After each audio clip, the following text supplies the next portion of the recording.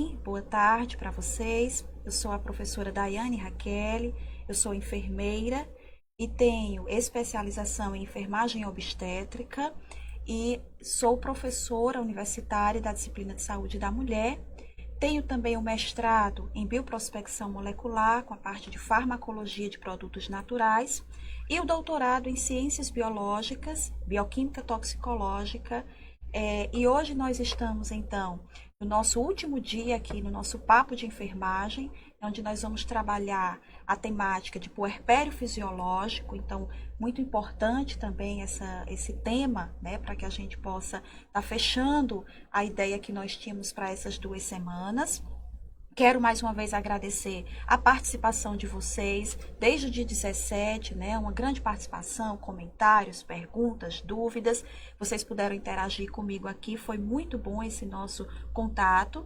Gostaria que vocês deixassem anotados os comentários, qual a experiência que vocês tiveram, se nós conseguimos atingir o objetivo de vocês com esses conteúdos que nós trouxemos, né? E peço que vocês hoje, né, fiquem até o final da transmissão, que eu vou estar trazendo detalhes de um curso, né, um treinamento que eu estou preparando especialmente para vocês sobre a temática de saúde da mulher e que terá uma carga horária importante, inclusive, para acrescentar, né, no currículo de vocês, tá certo?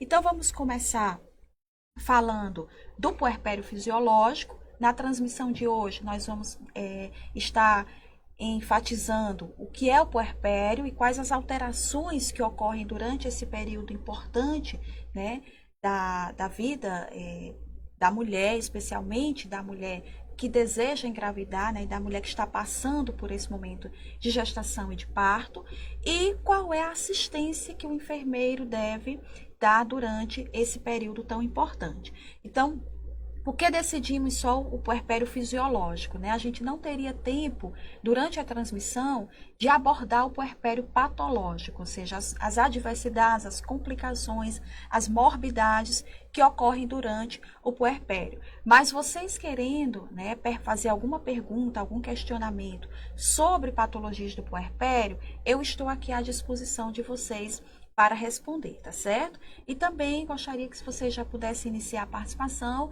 dizendo se estão me ouvindo bem, se o áudio está bom, e aí a gente vai, então, começar aqui o nosso papo de enfermagem sobre puerpério. Então, primeiro definir o que é que nós conceituamos como período puerperal. Então, a mulher, ele é o período, na verdade, que tem início logo após o parto, e aí a gente vai deixar claro a expulsão, né? O nascimento do concepto e a expulsão da placenta e dos anexos. A partir desse momento tem início o período puerperal. E ele se estende até 6 semanas após o parto. Então, nesse período, nós chamamos a mulher que era gestante, depois parturiente durante o trabalho de parto e parto, nós agora chamamos de puérpera. E ele também é dividido, né, de acordo com os autores, do ponto de vista cronológico, nós temos divisões para o tempo em que essa mulher se encontra no puerpério. Então, nós temos 3 divisões praticamente, né? O puerpério imediato, tardio e remoto. Então, para a grande maioria dos autores, o puerpério imediato, ele vai do 1º ao 10º dia após o parto. O puerpério tardio, ele vai do 11º ao 42º dia. E o puerpério remoto, após o 42º, ou seja, do 43º dia, né, em diante, a gente estaria no puerpério remoto. A mulher estaria no puerpério remoto. E por que é importante essa classificação, essa divisão?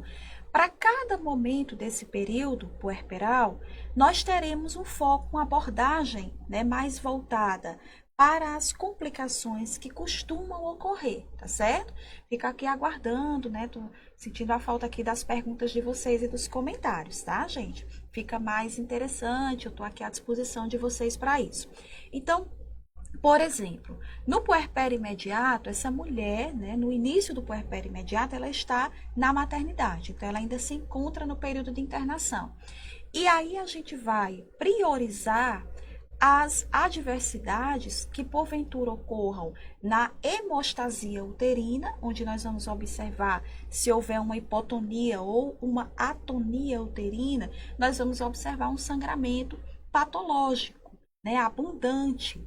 E especialmente após essa alta da maternidade, 24, 48 horas, né? Hoje a gente trabalha na perspectiva de uma alta com 24 horas, pela a importância que essa precocidade traz para evitar as infecções puerperais, né? A gente vai observar na a paciente já em casa a possibilidade de uma infecção. Então, é também no puerpério imediato que comumente ocorrem problemas, né, infecciosos. Comumente, que eu digo assim, não é que é um evento muito comum ocorrer, é que é mais comum ocorrer durante esse período que a mulher já está em casa do que no período que ela está na maternidade, tá certo? Até porque não dá tempo o processo infeccioso se instalar e trazer manifestações clínicas com a mulher ainda hospitalizada. Então, a gente orienta essa mulher que vai para casa sobre sinais e sintomas de perigo. Que sinais e sintomas poderiam ser esse? Sangramento excessivo, sangramento com coloração e odor diferente, né? Mal-estar geral, febre, odor fétido, né, na secreção vaginal, que a gente chama de lóquios, e eu vou caracterizar esses tipos de lóquios, enfim. E esses sinais de perigo, uma vez ocorrendo, a mulher deve procurar prontamente o serviço, né, de saúde, a unidade básica de saúde ou até a unidade hospitalar, onde ela teve o parto, para que ela possa ser avaliada e qualquer complicação seja identificada precocemente. Então, vamos aqui direcionar, né, quais são as alterações que ocorrem no puerpério fisiológico. Então, o puerpério fisiológico, gente, ele é considerado como um período de involução, né? Um período onde está ocorrendo praticamente o quê? Um retorno dos órgãos reprodutivos para o estado pré-gravídico. Então, ele é, por natureza, um período de involução, de mudanças profundas, né, importantes do ponto de vista físico e do ponto de vista psicológico. Silvana Pereira, obrigada pela tua participação, né? Então, a Silvana pergunta até que período o sangramento chama lóquios. Então, nós chamamos, durante o período puerperal, esse sangramento de lóquios, tá certo? Os lóquios, o que é que eles representam, Silvana? Eles representam a descamação da membrana externa da decídua basal, né? A membrana interna vai se regenerar quando do retorno, né, do sistema reprodutivo, da funcionalidade desse sistema reprodutivo, quando a mulher passar a ter ciclos, né, ovulatórios. E a camada externa, a membrana externa, vai decidualizar, ela vai sofrer uma degeneração, na verdade, e ela vai ser expulsa pelos lóquios. E nós, Silvana, dividimos esses lóquios de acordo também com o tempo em que essa mulher se encontra no puerpério. Então, nós temos praticamente, né, são três os tipos de loquiação. Os lóquios rubros, os lóquios serosos e os lóquios albos. Agora eu vou conseguir focar bem na tua pergunta. Lóquios rubros são lóquios de coloração vermelho vivo. Eles duram em torno do terceiro dia, até o terceiro dia após o parto.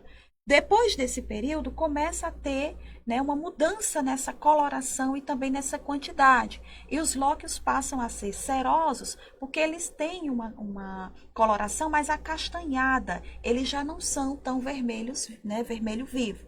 E, por fim, isso vai durar pelo menos ali do quarto dia até o sétimo dia.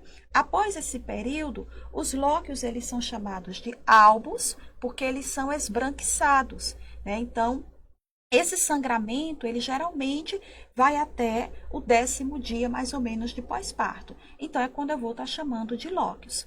Passado esse período, né, a mulher não vai mais estar sangrando nem na forma rubra, nem serosa, nem na forma alba, tá certo? Se permanecer um sangramento especialmente do tipo vermelho vivo abundante, é um sinal de retenção de restos placentários e a mulher precisa ser reavaliada. Deixe-me então ir aqui para as perguntas de vocês, tá certo? Bom, o Sérgio está parabenizando, muito obrigada, né? A Maricele, ela está colocando uma moça após parto cesáreo, imediato já no alojamento conjunto, apresentou crise convulsiva repetidas vezes, o que deve ter acontecido. Maricélia, muito provavelmente, o que deve ter acontecido foi a eclâmpsia, certo? Que foi conteúdo da nossa primeira aula, a aula do dia 17 de outubro. A eclâmpsia é a presença de crises convulsivas, né, em pacientes com pré-eclâmpsia, especialmente em pacientes com pré-eclâmpsia grave. E muitas vezes a gente acha, Maricélia, que a eclâmpsia só pode ocorrer durante a gestação ou o parto. Não, ela também pode ocorrer no puerpério. Então, essa sua pergunta é importante, porque a gente precisa atentar essas mulheres com estado de hipertensão arterial e de proteinúria para a possibilidade de eclâmpsia após o nascimento, tá certo? Do concepto, ou seja, no período puerperal, especialmente nas primeiras horas desse tempo, tá certo? Vou aproveitar aqui a pergunta da Maricélia para convidar vocês a baixarem todo o material, né, que nós estamos disponibilizando no site desde o dia 17 de outubro. Esse material estará disponível para vocês até o dia 31, até segunda-feira agora. Então, é uma oportunidade de vocês se atualizarem, de vocês terem uma revisão de todas essas aulas que nós tivemos aqui com conteúdo bem atual, né? Com conteúdo feito especialmente para vocês. E aí, Maricélia, a nossa primeira aula foi a de eclâmpsia, vale a pena você observar, tá certo? A Nailza pergunta, minha filha está com 21 dias que ganhou o bebê, ainda está menstruada, é normal? Nailza, sim. É possível que ela esteja, né? É normal ainda estar sangrando, né? Porque é possível sim. Agora, a gente precisa observar a quantidade e a característica desse sangramento, tá certo? Se esse sangramento tiver abundante, tiver vermelho vivo, ela deve passar numa avaliação médica, né, especializada para observar se não há subinvolução uterina, para observar se não há infecção, que também vai fazer com que haja a perpetuação desse sangramento. É importante a mulher estar amamentando, porque isso faz com que o útero retorne, né, mais rapidamente à cavidade pélvica, tá certo? Previne a hemorragia puerperal, mas a gente precisa estar atento a esse sangramento que já está aí ultrapassando os 20 dias, tá certo? Bom, a Lucy está perguntando em quanto tempo o intestino volta ao normal. Geralmente, no máximo, em uma semana, né? Então, após o parto, há todo um retorno das estruturas também do trato gastrointestinal que estavam, né, deslocadas da sua localização anatômica adequada, normal, por assim dizer, por causa da expansão do volume uterino. Então, uma vez esse volume uterino retornando à sua cavidade pélvica, né, o que vai acontecer lá com 4 semanas, não é de uma hora para outra, o retorno uterino, ele vai acontecer na primeira semana, ele é mais rápido e depois ele vai ocorrendo um pouco mais lento. Mas isso vai fazendo com que haja esse retorno do funcionamento intestinal. É possível que a mulher passe as primeiras 24 horas com alguma dificuldade na eliminação intestinal, que ela tenha constipação, especialmente as mulheres cesariadas. E aí a gente precisa observar, né, o retorno da peristalse intestinal no puerpério imediato, por ocasião ainda da internação dessa mulher, antes da alta. Certo? Observar a aceitação alimentar e observar a peristalse. E estimular a ingesta hídrica e a ingesta de frutas e de vegetais leguminosas, que vai auxiliar nesse trânsito intestinal. Toda a questão hormonal que estava lentificando, né, o trato intestinal, ela vai gradativamente retornando aos níveis pré-gravídicos. Bom, o pessoal está agradecendo, né? O Bernardo está aqui dizendo que está aprendendo muito e que quer fazer se os cursos são reconhecidos. Bernardo, eles são reconhecidos sim. Você vai ter o seu certificado e vai poder utilizá-lo, né? Para melhorar tanto a sua aprendizagem, o seu conhecimento, como também para melhorar o seu currículo, certo? É muito importante essa atualização e a gente também está buscando cursos com carga horária, né, de 40 horas, 20, 40 horas ou mais, para que a gente possa ter uma pontuação no currículo, inclusive quem está aí almejando, né, concursos, tá certo? Bom, outra pergunta aqui, né, de vocês, a Maricélia pergunta, após cesariana, mais ou menos 5 dias, a paciente retorna à unidade expelindo urina pela incisão cirúrgica, o que houve de errado? Maricélia, é uma situação, né, de maior gravidade, tá certo? Provavelmente ocorreu aí, certamente, né, não vou nem dizer provavelmente, ocorreu uma lesão vesical e há um processo, né, infeccioso também nessa paciente. Então, o que houve de errado, né, eu não posso lhe dizer com precisão, porque essa paciente tem que passar por uma avaliação médica, ela tem que passar por exames diagnósticos, mas ela deve ter sido, né, reabordada, ela tem que ter sido reabordada cirurgicamente, tá certo? E há necessidade de um antibiótico profilaxia ou terapia, dependendo da presença já da infecção, de amplo espectro, tá certo? Para essa questão que ocorreu, a paciente vai ficar com cateterismo de demora, enfim, muito provavelmente houve uma lesão vesical por ocasião da cesariana, o que a gente não precisa se apavorar, se assustar, porque isso não é comum, tá certo? Isso é muito incomum. A cesariana é um procedimento seguro, desde que seja empregado com indicação precisa, que foi uma questão que a gente conversou na nossa aula sobre assistência de enfermagem ao parto vaginal, tá certo? Deixa-me ver se tem alguma pergunta a mais que eu não respondi, para que a gente possa, então... Tá, Luci pergunta a questão do funcionamento da bexiga, em quanto tempo voltar ao normal. Luci, então, o intestino em torno lá de até 6 dias, né? E o aparelho urinário, ele também vai, né, especialmente nos primeiros 4, 6 dias, a gente vai utilizar, Luci, sempre a primeira semana como um parâmetro.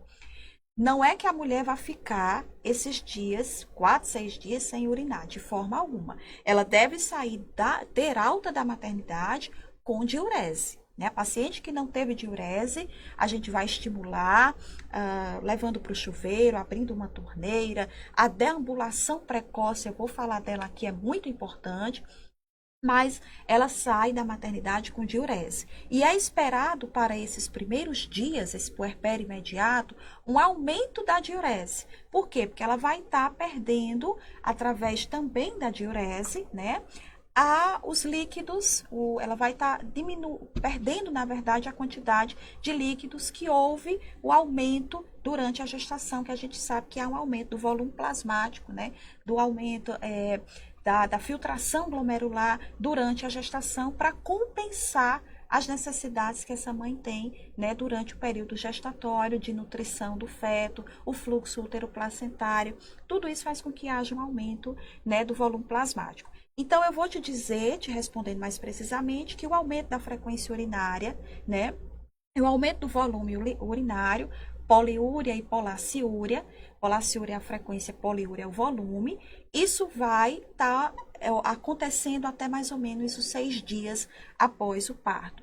Nesse período, há um relaxamento também vesical e a mulher pode ter uma sensação de esvaziamento incompleto da bexiga. E isso pode sim vir a predispor, né, à ocorrência de infecção urinária. Então, a gente vai estimular essa mulher a deambulação, a eliminação urinária e observar sinais que indiquem uma possível infecção. Evitar o cateterismo de alívio, né, e evitar o cateterismo de demora. O cateterismo, né, de alívio, ele vai ficar reservado para aquelas mulheres que não conseguiram ter eliminação urinária espontânea no puerpério e está havendo uma dor, um desconforto suprapúbico importante, tá certo? E é necessária a prescrição médica para o enfermeiro realizar o cateterismo. Bom, Deixa-me ver aqui as perguntas, baixar um pouquinho, né? O pessoal elogiando, é muito bom esse feedback, a gente está aqui aguardando isso também, se vocês estão gostando e sugestões que vocês tenham para outros temas. E a Lucy pergunta, existem exercícios específicos a serem feitos no pós-parto? Lucy, eu não estou entendendo se esse exercício, né, ele é em relação para a questão vesical, para a questão intestinal, enfim, ou para a mulher voltar ao peso, né, pré-gravídico mais rapidamente. Então, eu vou te responder tentando pegar tudo isso. De uma maneira geral, o que é que nós estabelecemos, né, o que é que a literatura estabelece? A deambulação precoce. Então, essa mulher, ela levanta após um parto vaginal, com 2 horas do parto vaginal, ela se alimenta, a gente observa essa aceitação da dieta e essa mulher, ela deambula, né? Eu não digo levanta porque ela não está acamada, né? Anestesiada, enfim, ela já pode ficar sentadinha no leito, com 2 horas ela se alimenta e ela vai deambular com o auxílio de um profissional de saúde, tá certo? Especialmente o pessoal técnico de enfermagem vai auxiliar junto com o acompanhante essa deambulação precoce. Isso favorece a mulher, né, a uma série de questões. A eliminação intestinal, a eliminação vesical, a prevenção das complicações tromboembólicas, que nós temos muito receio, especialmente em pacientes de risco, né, que são pacientes com história de trombose, são pacientes obesas, tabagistas. Então, essas pacientes a gente tem com presença de veias varicosas, essas mulheres a gente tem um cuidado maior, tá certo? Com próteses cardíacas, enfim, cesariadas, né? A cesariana coloca em maior risco para distúrbios tromboembólicos. Mas se você perguntou, Lucy, em relação deixa eu voltar aqui para eu dizer a questão de quanto tempo levanta no parto cesáreo, né? Eu disse no parto normal. No parto abdominal, geralmente essa mulher, ela vai ficar 8 horas, pelo menos de 6 a 8 horas, né? Já tem alguns médicos na prática clínica levantando essas mulheres com 6 horas, alimentando com 6 horas e na sequência levantando. Geralmente isso vai se dar com 8 horas, a deambulação, alimentação e deambulação. E após esse período, nós vamos incentivar que a mulher continue a deambular, certo? E aí, se a tua pergunta, Lucy, foi em relação à atividade física, aí essa mulher ela vai ter, né, que esperar pelo menos aí passada essa primeira semana, vai tendo a orientação de preferência de um educador físico para que ela possa ir fazendo, né, primeiras atividades diárias, que isso já tira a mulher, né, de ficar sentada, de ficar deitada, a gente vai evitar isso, e retornando a uma caminhada, né, uma atividade leve, tá certo? Observando os níveis de hemoglobina e hematócrito dessa mulher, ela continua na suplementação com sulfato ferroso, né, por causa das perdas sanguíneas do parto, e a gente tem que observar a resposta da mulher a essa atividade física que a gente está colocando, né? Lembrando assim, que o enfermeiro, ele deve estimular a prática da atividade física. Mas qual a melhor atividade? Qual é a intensidade? Qual é o período em que a periodicidade? A gente deve sempre trabalhar com o foco da equipe multiprofissional. E aí nós vamos convidar, né, sempre essa mulher a participar lá com o educador físico, que a gente deve ter como parte da rede de atenção à saúde da mulher, tá certo? Bom, a Grace pergunta aqui, o aumento da pressão arterial e a presença de proteína na urina no pós-parto pode caracterizar a pré-eclâmpsia? Sim, né? A sua pergunta é pressão arterial elevada e proteinúria, que é a presença de proteína na urina. Esses dois achados, eles caracterizam pré-eclâmpsia, tá? Qual é a hipertensão, Grace? 140 e ou 90, 140 na sistólica e ou 90 na diastólica, e a proteinúria, que é o achado de proteína na urina, ela vai ser, naquele examezinho de fita, uma cruz, né? No exame de 24 horas, a urina, a quantidade, 300 miligramas ou mais na urina de 24 horas. Então, esses dois achados, hipertensão e proteinúria, eles já classificam a pré-eclâmpsia. Aí, se ela é moderada ou grave, depende dos níveis pressóricos, da sintomatologia que essa mulher vai apresentar e também da elevação da proteinúria, tá? Por exemplo, proteinúria de 2 gramas ou mais em 24 horas é pré-eclâmpsia grave, mesmo que a mulher esteja com a pressão de 140 por 90 e não de 160 por 110, certo? Então, isso caracteriza sim. No pós-parto, vai caracterizar? Sim. Digamos que a gente não conseguiu rastrear, né, no pré-natal ou na ocasião do parto, a mulher chegou em período expulsivo, por exemplo, você vai encontrar esses achados no pós-parto e vai caracterizar. Agora, o ideal é que a gente identifique essas mulheres precocemente na gestação, né? E que na maternidade a gente faça a avaliação dos sinais vitais quando essa paciente chega à sala de triagem obstétrica. E se você encontra ali um valor alterado da pressão arterial, era importante que você tivesse o exame de fita já para você rastrear a presença de proteinúria. A Simone está pedindo um assunto trabalhando com o recém-nascido, né, o RN. Nós vamos sim pegar sua sugestão e vamos ver, Simone, se a gente consegue atender você, trazendo aí os cuidados imediatos ao recém-nascido. Isso é perfeitamente possível, tá bom? A gente tentar trabalhar.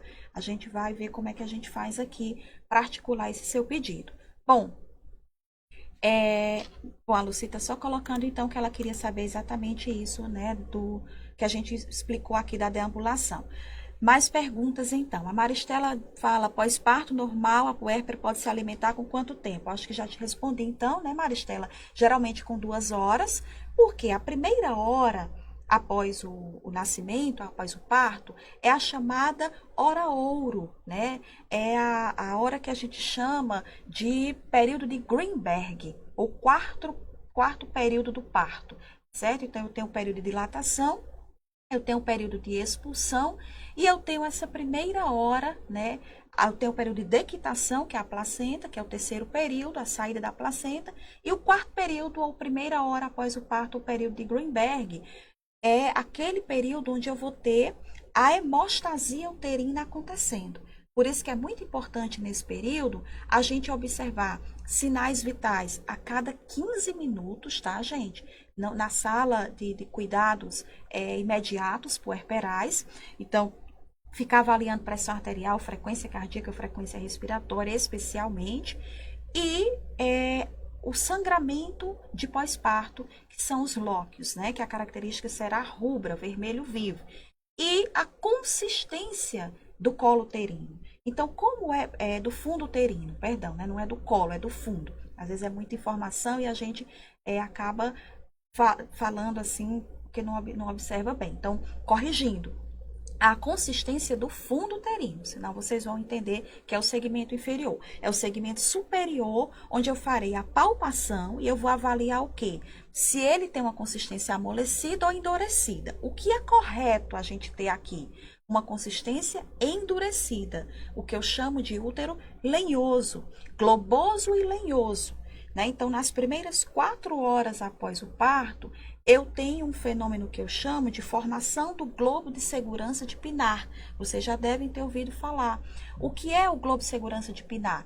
É o mecanismo fisiológico do qual o organismo dessa mãe lança mão para manter o útero contraído. As ligaduras vivas de Pinard, elas vão manter-se contraídas pelos fenômenos de miotamponagem e trombotamponagem, evitando a hemorragia puerperal precoce, tá bem? Então, o enfermeiro tem que estar atento à consistência uterina, estado geral da paciente, pressão arterial, estado de palidez, pele fria sudoreica, cianótica, mal-estar, isso fala a favor de hipotensão arterial, né? Então, a gente tem que observar, especialmente, gente, nas mulheres cesariadas, que estão anestesiadas e que às vezes, né, a gente quando vai observar, já há um comprometimento importante do estado geral, porque essa mulher ficou sangrando, não observou, não sentiu, não percebeu o sangramento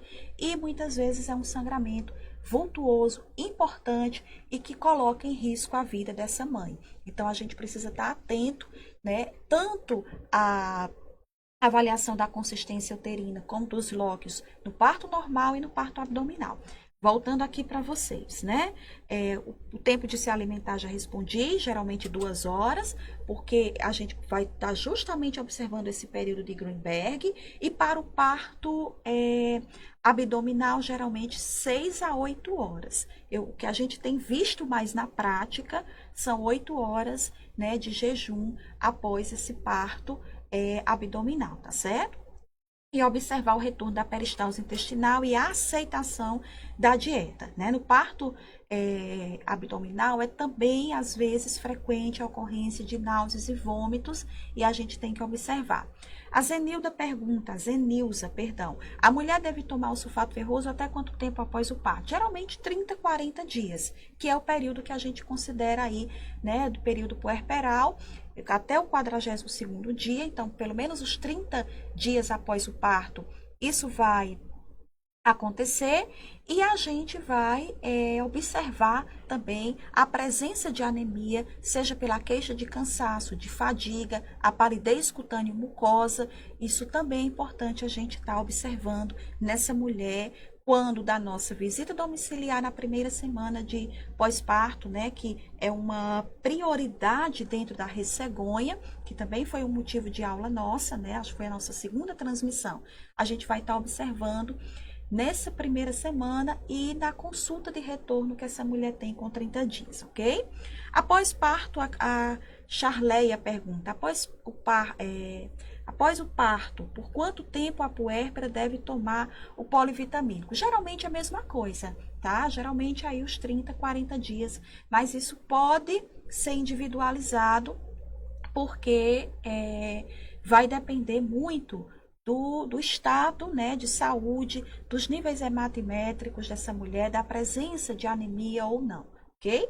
Deixa eu ver se tem alguma pergunta que eu tô deixando passar. Ok, então fico aqui aguardando mais os comentários e a gente vai seguindo, né? Conversando aqui ainda sobre o nosso puerpério fisiológico. Então, nós temos alterações do ponto de vista do órgão, né, uterino, da vulva e da vagina, do sistema reprodutivo como um todo, do sistema urinário, do sistema intestinal, cardiovascular, né, tudo isso a gente vem observando. Para vocês terem uma ideia, né, se eu for focar na involução uterina, na primeira semana, esse útero ele vai sofrendo uma involução progressiva e importante. Ele chega, né, a pesar após um pós-parto em torno de 1 quilo, de 1.000 gramas. E após, né, a primeira semana, geralmente ele já está com menos de 500 gramas. Então, essa involução que ocorre, né, por conta da perda dessa camada, dessa membrana externa, através dos lóquios, e das contrações uterinas que estão presentes no puerpério são muito importantes para o retorno do órgão à cavidade pélvica. E essas contrações, gente, elas são favorecidas pela amamentação. Então, é muito importante a gente orientar a mulher, né, sobre a amamentação, não só os benefícios que ela traz para o neonato, que esses são inquestionáveis, né? A amamentação exclusiva até o 6º mês de vida, com observação e manejo de complicações, a gente sabe muito da importância que isso traz para o crescimento e desenvolvimento saudável desse neonato, né, e desse infante. Mas a mulher, ela tem uma proteção através da amamentação para a prevenção da hemorragia puerperal precoce. Então, a gente deve orientar essa mãe que o fato dela amamentar faz com que haja, né, um estímulo endócrino hormonal que favorece a manutenção da hemostasia uterina, além de permitir também, né, os autores colocam um retorno do peso pré-gravídico mais facilmente, tá certo? E ajuda na eliminação de líquidos corporais. Então, tudo isso é importante. Do ponto de vista, né, das alterações, deixa eu ver aqui se tem perguntas para responder. Tem, respondo já a você, Charleia. Do ponto de vista das alterações vaginais, né, e na vulva, a gente também vai tendo o retorno dessas estruturas ao estado pré-gravídico, né, e os lóquios favorecem essa eliminação. Então, geralmente o colo uterino, ele vai permanecer, né, após a primeira semana de parto, ele já está fechado, ou ele permite ainda a passagem de uma polpa digital apenas, né, e o orifício interno, né, ele vai ficar num formato de fenda, atestando que essa mulher né, já teve um parto vaginal. Essa alteração também é importante, ok? Vou falar já já um pouquinho da anticoncepção no puerpério. A Charleia, ela pergunta se a pré-eclâmpsia pode deixar sequelas. O que é que pode acontecer com essa mulher? Ela pode se tornar hipertensa, tá certo? Futuramente, então ela pode vir da pré-eclâmpsia a desenvolver hipertensão crônica, e esse diagnóstico ele é retrospectivo, né? A gente aguarda as 6 semanas após esse parto e observa a normalidade dos níveis pressóricos. Quando a mulher não normaliza a pressão, ou ela era hipertensa, já crônica e era desconhecido esse status, ou ela tornou-se hipertensa por conta da pré-eclâmpsia. Então, é uma sequela, na verdade, por assim dizer, uma sequela, né? Mas é uma complicação que essa mulher vai ter ao longo da vida decorrente da pré-eclâmpsia. Se a mulher evoluiu para a eclâmpsia, né, que é a presença da crise convulsiva, ela pode vir a ter alterações também, inclusive alterações do sistema nervoso central, na dependência, né, do quanto essas crises convulsivas agravaram o quadro e comprometeram o sistema nervoso central. Então, inclusive, mulheres com pré-eclâmpsia grave podem ter têm um risco de acidente vascular cerebral. Então, a mulher que teve, por exemplo, um AVC por conta, né, de uma pré-eclâmpsia grave, ela vai ter sequelas esperadas para o AVC. Então, as sequelas, Charleia, vai depender, né, do quanto essa complicação gestacional ela conseguiu trazer de alteração. Na grande maioria das mulheres, há um retorno logo após o parto, né, a níveis pressóricos normais ou tocando a normalidade, tá certo? Um número menor de mulheres é que vai permanecer com hipertensão. E lembrando também que a mulher que teve pré-eclâmpsia, ela tem a possibilidade muito maior de ter uma pré-eclâmpsia novamente, bem como a mulher que tem história familiar, mãe, irmã, filha, né, com pré-eclâmpsia. Então, tem um fator hereditário, um fator familiar na questão da pré-eclâmpsia. A Liliane pergunta como prevenir a eclâmpsia. Excelente pergunta, né? O que é que acontece, Liliane? A pré-eclâmpsia nós não temos como prevenir. Na aula, se você quiser baixar a aula, né, que vai estar disponível até segunda-feira, dia 31, é muito importante. Eu falo lá que nós não temos como prevenir a pré-eclâmpsia, mas a eclâmpsia nós temos como prevenir. Raras serão as ocasiões em que a mulher vai manifestar, né, a síndrome hipertensiva gestacional já com a crise convulsiva. Isso é uma ocorrência rara, porém pode ocorrer. Geralmente, o que é que ocorre? A mulher aparece com uma sintomatologia de hipertensão arterial, de proteinúria, cefaleia, escotomas, visão turva, enfim, epigastralgia, um laboratório alterado. E aí, o que é que a gente deve fazer?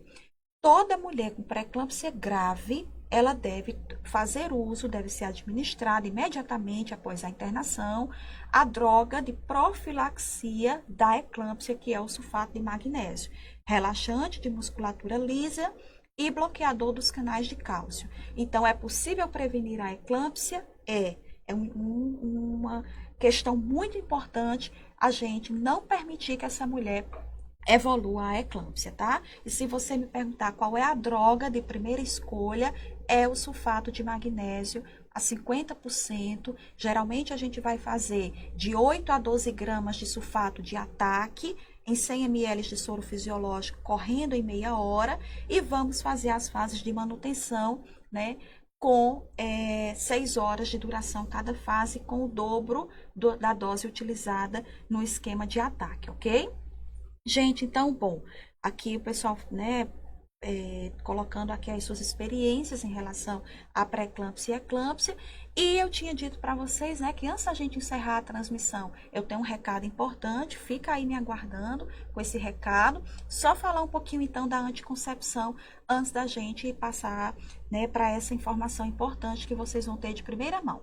Então, ó, muita gente pergunta assim: quando é que a paciente vai poder ter relação sexual novamente, né, após o parto? Quando é que essa paciente, que anticoncepcional, que método contraceptivo ela vai fazer uso?